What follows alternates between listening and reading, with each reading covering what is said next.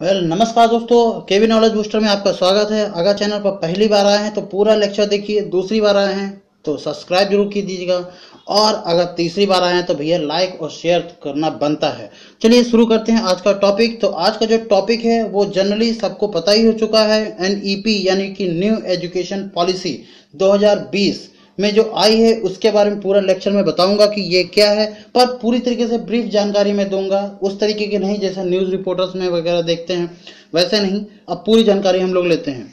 चलिए देखते हैं। भारत में अब तक 3 शिक्षा प्रणालियां बनाई जा चुकी हैं। इसके बारे में आपको पता होगा, अगर नहीं पता है तो कोई बात नहीं, आप अभी पता कर लीजिए कि 3 प्रणालियां बन चुकी हैं। सबसे पहले 1968 में बनाई गई थी, उसके बाद 1986 में बनाई गई, जिसको फिर उसके बाद संशोधन करके 1992 भी करा गया है। इसलिए कई जगह पर आप 1986 या 1992 करके ऑब्लिक करके आप देखते होंगे। अब जो दूसरी प्रणाली बनाई गई है वो भारत में 2020 में बनाई गई है। एक्चुअली इसकी प्रस्तावना तो बहुत में होगा यहाँ पर। इसकी प्रस्तावना जो थी वो तो 5 साल पहले की गई थी। इस पॉलिसी की शुरुआत 5 साल पहले हो गई थी, पर लगभग 1,25,000 लोगों ने इस पर सुझाव दिया है। जनता द्वारा इस पर वोटिंग की गई है। बहुत सारे मतलब कोई भी अगर बिल पारित होता है या किसी भी चीज़ के नए नियम की आवश्यकता होती है अगर, तो वो नया नियम जब भी पारित होता है तो सबकी सहमति से होता है। तो अब सबकी सहमति आ गई है और इसके बाद 2020 में ये कह दिया गया कि ठीक है, न्यू एजुकेशन पॉलिसी को हम लोग मान्यता दे देते हैं। तो अभी के लिए ये फिलहाल इम्प्लीमेंट होगा या नहीं होगा, अभी के लिए कहा नहीं जा सकता। फिलहाल अभी तो नहीं होगा, क्योंकि अगर आप अभी जैसे 11th में हैं या 9th में हैं तो अभी आप 10+2 पैटर्न पर ही देंगे, 10+2 पैटर्न पर ही देंगे। अभी आप जो अभी प्रेजेंट टाइम में जो है 5+3+3+4 ये पैटर्न पर आप नहीं दे पाएंगे। क्यों? क्योंकि इस पॉलिसी को लगभग अपनाने के लिए और पूरे देश में लागू करने के लिए लगभग 2 या 1 साल लग सकता है। हो सकता है उम्र ज़्यादा भी लग जाए, मैं कहा नहीं जा सकता, इसके बारे में ज़्यादा इन्फॉर्मेशन नहीं दे सकता। अब ये बात करते हैं कि ये एक्चुअल में है क्या। तो इसकी 6 प्रमुख बदलाव किए गए हैं, इनके बारे में हम लोग देखेंगे। इसमें स्कूल की शिक्षा, बेसिक शिक्षा जो होती है, स्कूल एजुकेशन वो है। फिर लैंग्वेज जो भी बहुत ज़्यादा दिक्कत में आती है, लैंग्वेज जो होता है वो बहुत ज़्यादा कंट्रोवर्शियल टॉपिक होता ही है, इसके बारे में हम लोग देखेंगे। हायर एजुकेशन, फिर टेक्नोलॉजी, फाइनेंस और फिर इम्प्लीमेंटेशन, क्या क्या बदलाव करे जा सकते हैं। ठीक है, तो इसके बारे में देखते हैं। तो अभी तक आप लोगों ने पढ़ा होगा 10+2 पैटर्न, यानी कि आप क्लास जो भी आप पढ़ते चले आए थे, आप 8 तक पढ़ते हैं, फिर 9th में आप पढ़ते हैं 9+10, इसमें आपके कॉमन सब्जेक्ट होते हैं। फिर 10+2 पैटर्न का मतलब होता है कि यहाँ पर 10वीं के बाद जब आप 12वीं परीक्षा देते हैं 2 क्लास और, तो आपको सब्जेक्ट चूज करने की आज़ादी होती है। यानी कि आप फिजिक्स ले सकते हैं या केमिस्ट्री, मतलब फिजिक्स, या आप साइड चुन सकते हैं। जैसे कि आप फिजिक्स साइड से जाते हैं, साइंस साइड से जाना चाहते हैं, कॉमर्स साइड से जाना चाहते हैं, आर्ट साइड से जाना चाहते हैं। ठीक है, इस तरीके से आप आज़ादी होती है आपको।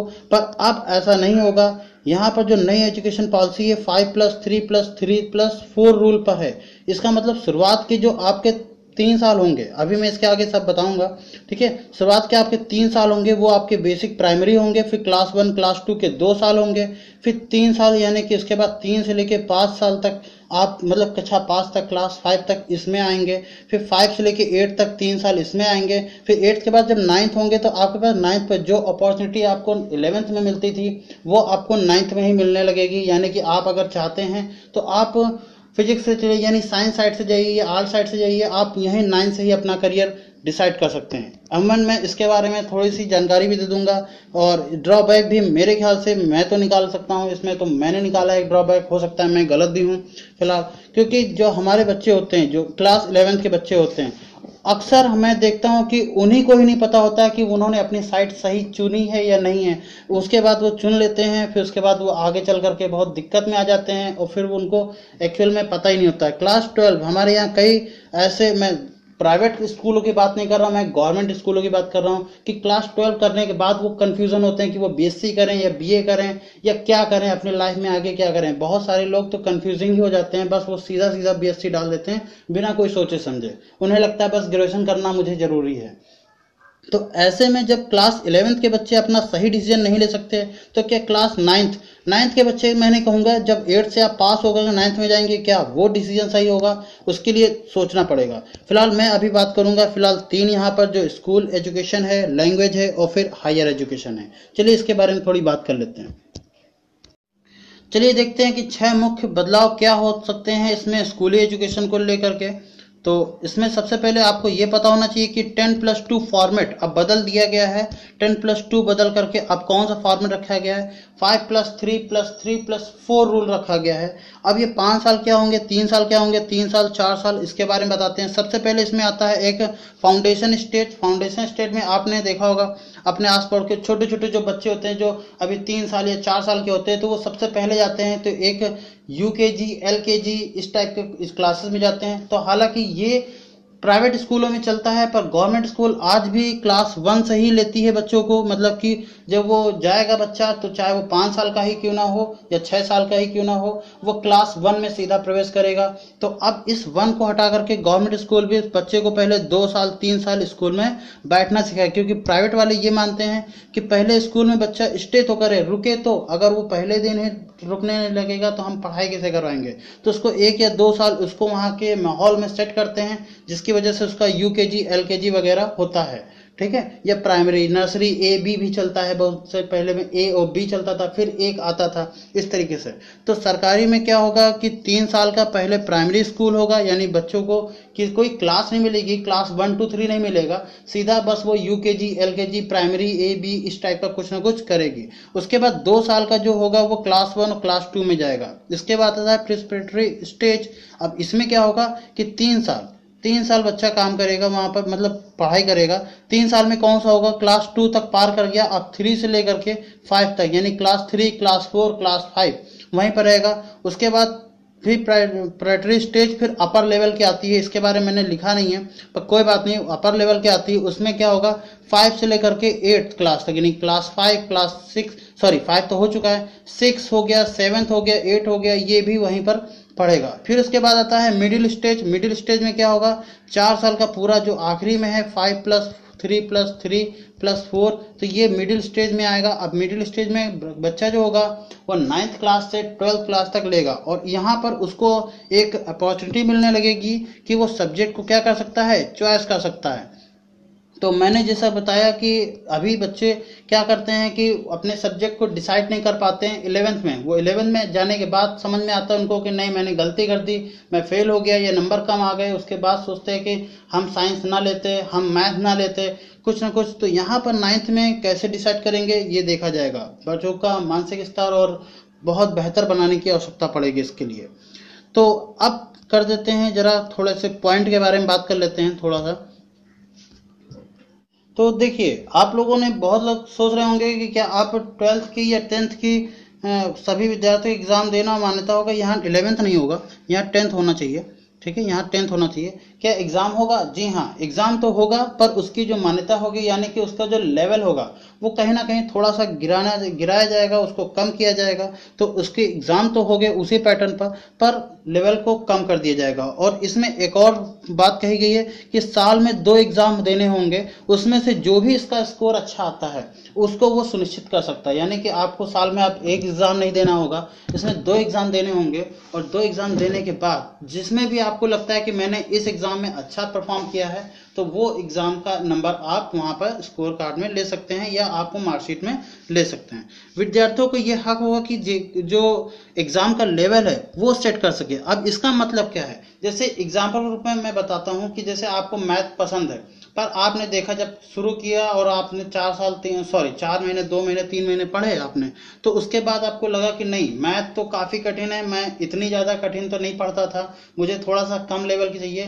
तो इसमें एक प्राइमरी मैथ और एक हायर मैथ का भी आपको मिलेगा। ये मैं सिर्फ एग्जाम्पल ले रहा हूँ, इस तरीके से सारे सब्जेक्ट का भी प्राइमरी होगा। मतलब एक पैटर्न एग्जाम का पैटर्न जो होगा वो 2 तरीके से होगा, एक हायर लेवल का एक लोअर लेवल का। तो आप चूज कर सकते हैं। अगर आप हायर लेवल नहीं चूज कर पा रहे हैं, आपको लग रहा है नहीं मेरा लेवल खराब हो सकता है, इससे मार्क्स कम आ सकते हैं, तो आप लोअर लेवल का भी एग्जाम चूज करके वहां पर दे सकते हैं। तो ये ही होगा कि विद्यार्थियों को अपना एग्जाम का लेवल सेट कर सकते हैं। यानी कि अगर उनको लगता है कि मैं ऊपर लेवल का नहीं दे पा रहा हूं या मेरे स्कोर अच्छे नहीं आ पाएंगे, तो वो नीचे लेवल का एग्जाम दे सकते हैं। अन्य विषयों को भी उसमें अहम दर्जा देने की बात कही गई है, जैसे संस्कृत हो गया, आर्ट हो गया, इनको विषयों को दर्जा नहीं दिया जाता था। अब आप आर्ट से देख लीजिए तो समझ जाइए कि मुंह बच जाता है, संस्कृत कोई जल्दी आपको मिलता नहीं होगा कि जो संस्कृत से पढ़ रहा हो। तो ऐसे विषयों को भी अब दर्जा दिया जाएगा, इसके बारे में भी बात कही गई है। आगे बात कर लेते हैं कि स्कूल के विद्यार्थियों को अंक उनके टीचर और विद्यार्थियों पर भी निर्भर करेंगे, यानी कि आपका क्लास में रिप्रेजेंटेशन कैसा है, आप टीचर से बिहेवियर कैसा करते हैं, इसके लिए भी उनके अंक मिलेंगे। यानी कि आप बच्चों से कैसा बिहेव करते हैं, यानी कि आप खुद स्टूडेंट होकर के एक स्टूडेंट से कैसा बिहेव करते हैं, वो भी आपको रेटिंग देंगे और टीचर तो आपको रेटिंग देंगे ही। ये भी निर्भर करेगा बहुत ज़्यादा उसकी मार्कशीट या उसके मार्क्स पर। इससे क्या होगा कि जो वायलेंस होता है स्कूलों में, बच्चों में लड़ाई झगड़े होते हैं, मारपीट होती है या इस टाइप का कुछ भी होता है, उससे बचेंगे और बच्चे एक दूसरे का आदर सम्मान भी करना सीखेंगे।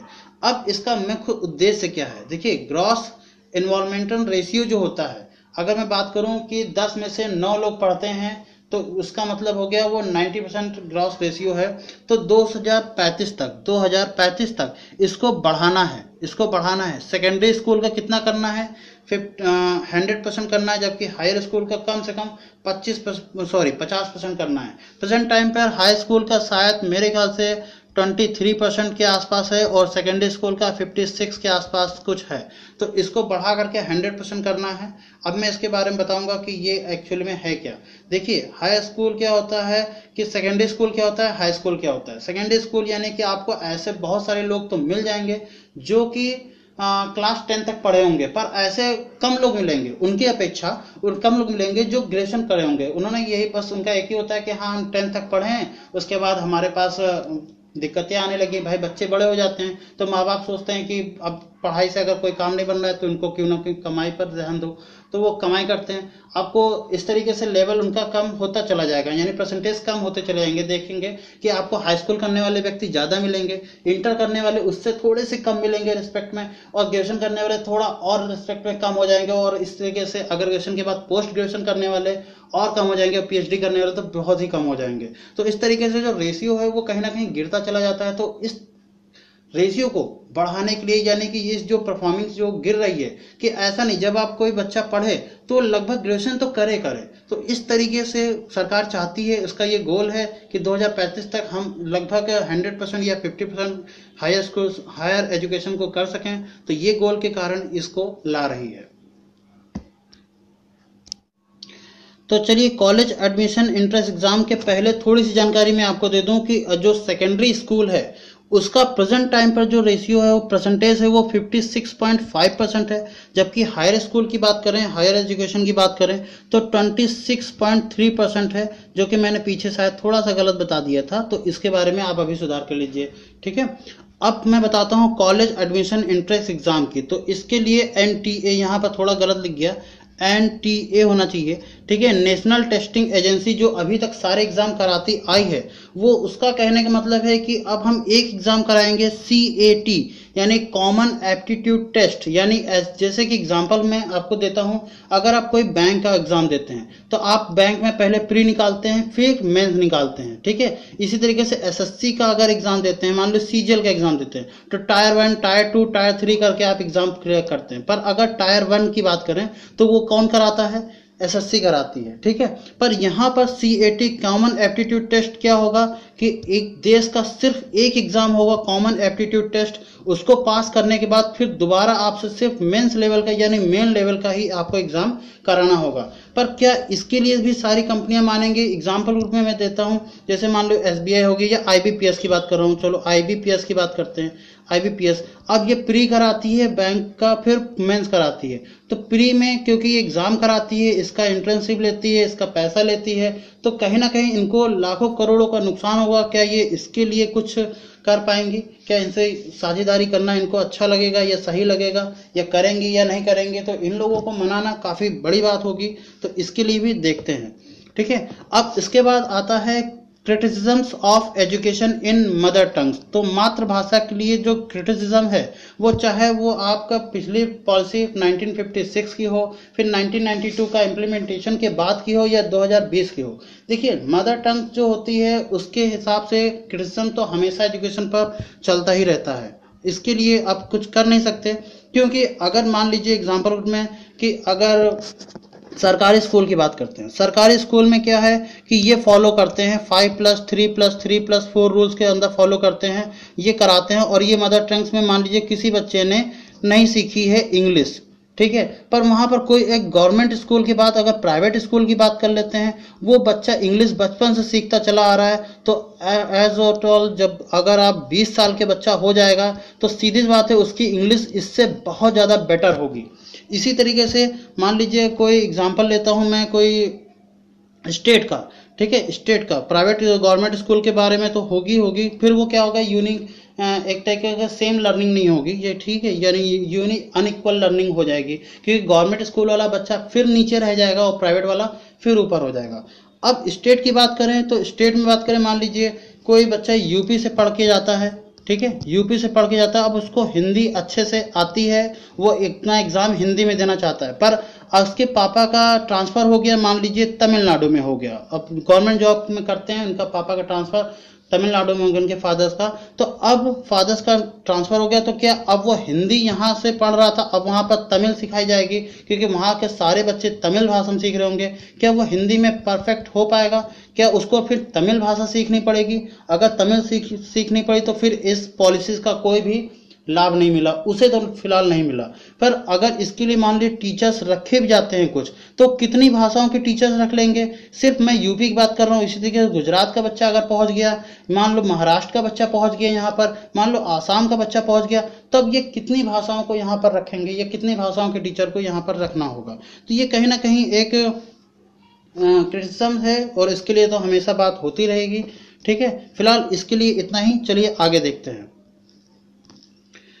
आगे ये है कि जो ये देखिए मैंने ministry of human resource development से ही लिया है, तो अब जो आपका ये होगा 1 साल का, जैसे अंडर ग्रेजुएट की बात करें जो 3 साल 4 साल का होगा, तो अब इस पॉलिसी को ख़त्म कर दिया गया है कि अगर आप ग्रेजुएशन कर रहे हैं, अगर आपने सोचा कि मैंने मान लो साइंस ले ली ग्रेजुएशन में, पर मुझे लगता है कि अब मैं साइंस चला नहीं पा रहा हूँ, मैंने गलती कर दी साइंस लेकर, 1 साल मैंने पढ़ा और मुझे लगा मैंने गलती कर दी, मुझे साइंस नहीं लेना चाहिए, तो अब मुझे झेलना नहीं पड़ेगा 2 साल 3 साल, मैं वहाँ से ड्रॉप कर सकता हूँ यहाँ से, ठीक है। तो आप मुझे 2 साल का मैं एडवांस डिप्लोमा भी ले सकता हूँ, इसी तरीके से मैं 3 साल का बैचलर डिप्लोमा या 4 साल का बैचलर डिप्लोमा प्लस रिसर्च के साथ में ले सकता हूँ मैंने, यानी कि मुझे अपने एग्ज़ाम के अकॉर्डिंग मुझे सब्जेक्ट को चूज़ करके और सब्जेक्ट को ड्रॉप करने की भी एक पूरा हक होगा कि मैं जब चाहूँ तब अपना सब्जेक्ट ड्रॉप कर सकता हूँ।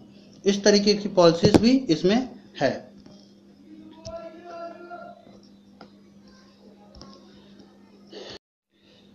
अब बात करते हैं मास्टर ऑफ फिलोसफीज डिग्री की, तो वो पूरी तरीके से अब सरकार ने खत्म कर दिया है, यानी अगर कोई भी स्टूडेंट होगा वो बीए करेगा, एमए करेगा, तो एमए में ही अपनी पीएचडी की रिसर्च वो कर लेगा 1 साल के लिए। पहले क्या होता था, बीए करिए, एमए करिए, फिर अगर आपको पीएचडी करनी है तो पीएचडी के लिए जो रिसर्च होती थी उसको आपको 1 साल का टाइम देना पड़ता था, और उस 1 साल के टाइम के बाद फिर पीएचडी की डिग्री आप कर सकते थे। तो अब ऐसा नहीं, आप एमए के साथ ही रहते हुए ही रिसर्च कर सकते हैं, जिसके कारण ये 1 साल जो आपका होता था ये बच जाएगा, यानी कि इसकी तरीके से आपको ये एमफिल आप करने की जरूरत नहीं पड़ेगी, आप बीए करिए, एमए के साथ रिसर्च करिए और फिर सीधा पीएचडी आप कर सकते हैं, तो इससे 1 साल आपका बच जाएगा। और इसी तरीके से बीएड में भी किया गया है, और इसी तरीके से बीटेक वगैरह में भी किया गया है। तो अब देखते हैं आगे किस तरीके से होती रहेगी, इसमें जो भी चीज़ें जुड़ेंगी मैं उसके बारे में आपको बताता रहूँगा। और थैंक यू वेरी मच, आज के लिए लेक्चर्स के लिए इतना ही। और इसके बाद क्या करिएगा आपको पता ही है, चैनल को लाइक कीजिए, सब्सक्राइब कीजिए और बेल आइकन को प्रेस जरूर कीजिए, ताकि आपको सारी नोटिफिकेशन आपको मिलती रहे। थैंक यू, जय हिंद।